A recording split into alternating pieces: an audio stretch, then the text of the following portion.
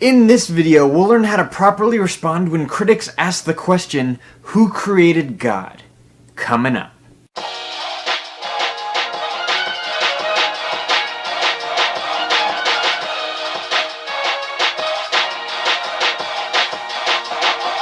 What's up everybody, I'm Josh and welcome to Christian Sophistry, taking apologetics to the next level. And if this is your first time here and you want to engage more with critics and people of other worldviews, think about hitting that subscribe button. Okay, so if I'm being completely honest, I hate questions like this one. I do want to respect questions like this one because I do think that they can be genuine, but it's such an uneducated question.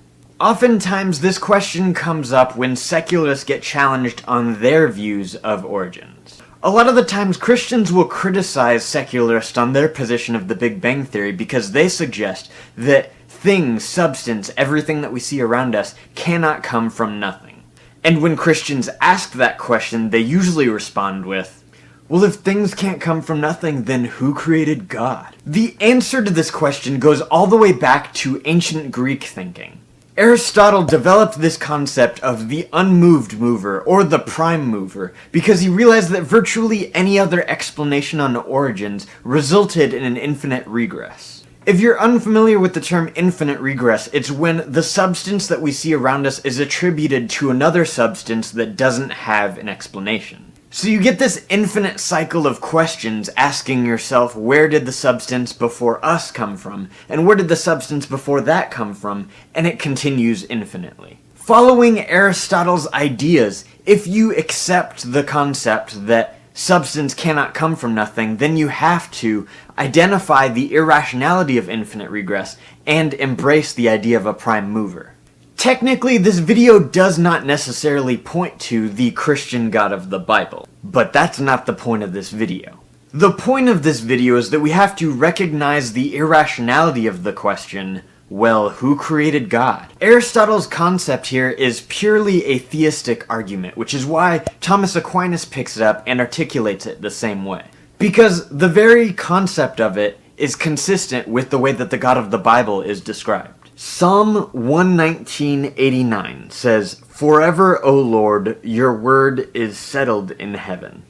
Deuteronomy 33:27 says, "The eternal God is a dwelling place."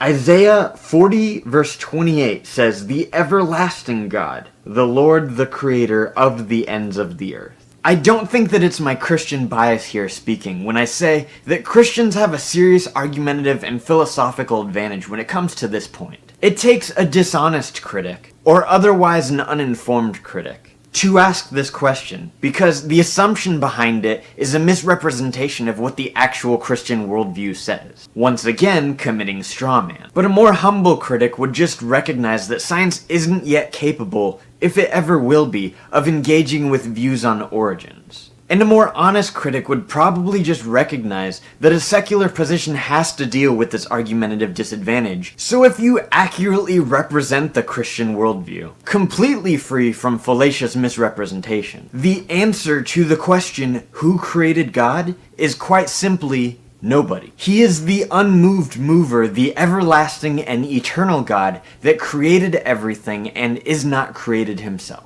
And that's all I have for you in this video. If you thought this video was valuable, go ahead and like and share this video with your friends. Otherwise, thanks for watching, and thanks for arguing with me.